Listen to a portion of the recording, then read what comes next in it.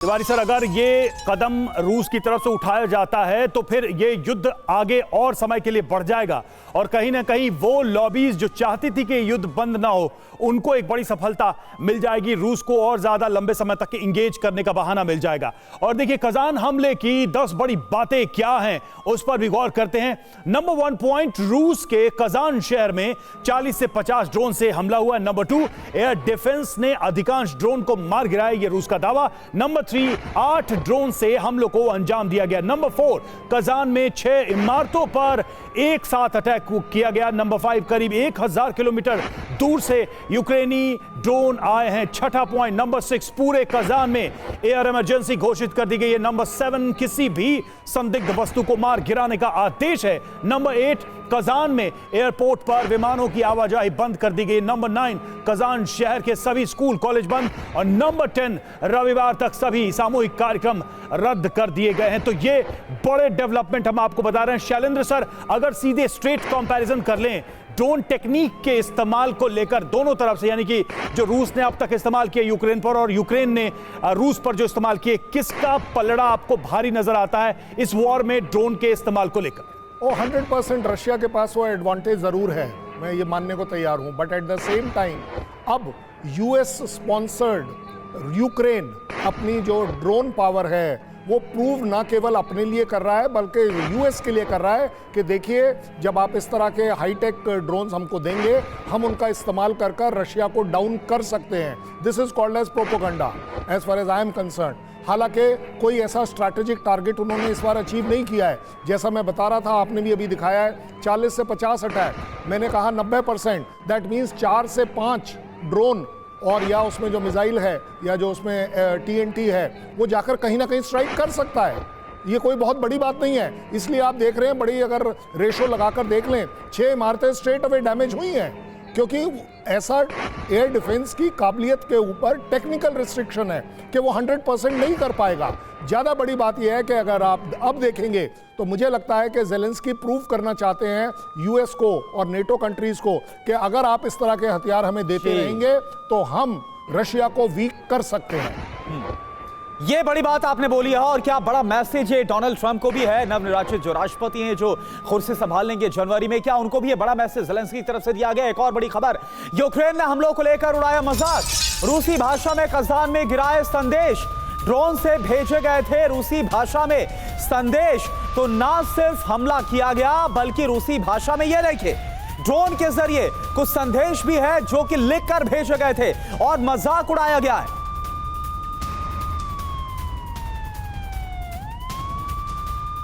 और जहां पर हमला हुआ है यानी कजान शहर, जरा उसके बारे में भी कुछ अहम बातें देख लेते हैं। तो कजान में हुआ था ब्रिक्स देशों का 16वां शिखर सम्मेलन और कजान की चर्चा पूरी दुनिया में रही थी। ब्रिक्स के इस सम्मेलन को लेकर कजान को रूस की तीसरी राजधानी का दर्जा मिला हुआ बड़ा शहर है रूस का। यह रूस के सबसे बड़े और सबसे धनी शहरों में से एक है और कजान रूस के तारस्तान की राजधानी भी है। तो कजान रूस का 5वां बड़ा शहर भी माना जाता है और 12 लाख की आबादी वाला ये शहर है, बड़ा शहर है रूस का। और वहां पर ये हमले करके निश्चित तौर पर यूक्रेन ने रूस को एक बड़ा मैसेज देने की कोशिश की है। उसके तरीके भी आप देख ही रहे हैं तस्वीरों में। तो देखिए ये तस्वीरें इस वक्त हम दिखा रहे हैं और आपको जो बात अभी कही गई थी ओपी तिवारी सर, अब सवाल यहां पर यही उठता और आ रहा है जो शैलेंद्र सर मैसेजिंग की बात बोल रहे थे, क्योंकि ये ज़ेलेंस्की को पता है और उनमें भी एक बड़ी परेशान थी यूक्रेन के अंदर कि जैसे डोनाल्ड ट्रंप आएंगे तो उसके बाद यूक्रेन कमजोर पड़ता नजर आएगा, पूरी मदद क्या रुकती हुई नजर आएगी। तो क्या वही मैसेज दिया गया कि आप हमें सपोर्ट करिए, रूस से हम बदला ले सकते हैं, रूस के खिलाफ हम खड़े हो सकते हैं? ये तो ज़ेलेंस्की का क्लियर मैसेज। मैं शैलेंद्र जी से बिल्कुल सहमत हूँ कि चाहता है, दिखाना चाहता है कि हमारी फौज का मोराल हाई है, आप हमें सामान दीजिए, हम रशिया को टेक ऑन कर सकते हैं। लेकिन एक पॉइंट पे लाना चाहूँगा कि देखिए डेमोक्रेट और रिपब्लिक का जो एक कॉन्फ्लिक्ट है वो यूक्रेन के पास पहुँच गया है। इस कॉन्फ्लिक्ट में सबसे ज़्यादा नुकसान यूक्रेन का ही हो रहा है। अब जिस तरीके से ड्रोन अटैक हो रहे हैं, ये ड्रोन्स खूब सारे हैं। ड्रोन इस वॉर ने एक नया वॉर का एक मैनिफेस्टो खोल दिया है, ड्रोन वॉर। यूक्रेन का एक नया डेवलपमेंट हुआ है, एक नया डायमेंशन खुला हुआ है। इस ड्रोन की मैन्युफैक्चरिंग तो कहते हैं कि फर्नीचर कंपनी में बना रहे हैं और एक ऑस्ट्रेलियन साइंटिस्ट है उनको दिमाग देता है, और ये ड्रोन लार्ज स्केल पे बने जा रहे हैं। और आप 100 भेजोगे तो 3-4 तो कुछ ना कुछ स्ट्राइक करेंगे ही। हो सकता है इनकी लोड कैरिंग कैपेसिटी, पे लोड कैरिंग कैपेसिटी कम है, एक्सटेंट ऑफ डैमेज कम हो, लेकिन डैमेज और न्यूसेंस क्रिएट करते रहेंगे। तो ये वॉर जो है ये आगे बढ़ाने की कोशिश बढ़ी जा रही है, और ताकि इसका स्केल और ऊंचा किया जाए। अब ये वॉर कब तक चलेगा? अभी देखिए गैस का क्या है, विंटर्स भी आ रही हैं, उधर नाटो सारे सपोर्ट करेंगे नहीं, और या ये खाली उनके अमेरिकन सपोर्ट से चल रहा है, ये थोड़ा देखने की बात है। और रशिया किस तरीके से रिएक्ट करेगा? बिल्कुल बिल्कुल, ये सारी बातें। लेकिन सुमित, एक चीज है जो शुरू से देखा गया है, एक फैक्ट ये है कि right from the beginning of the war Ukraine ने सरप्राइज किया है रूस को भी और पूरी दुनिया को। और दूसरा ये कि यूक्रेन के माध्यम से पूरी दुनिया में पुतिन की जो ताकत है या इमेज कह लीजिए, उसको कहीं ना कहीं डेंट करने की कोशिश होती रही है।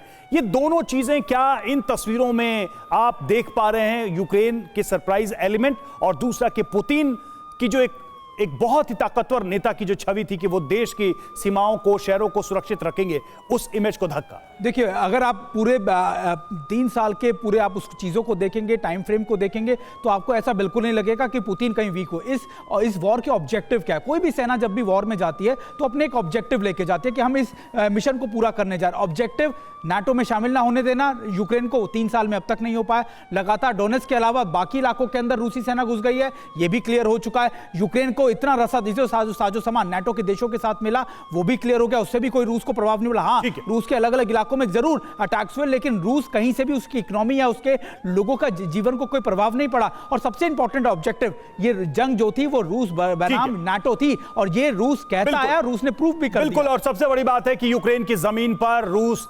बड़े क्षेत्र में मौजूद है, काबिज है। ये सबसे बड़ा धक्का है यूक्रेन के लिए।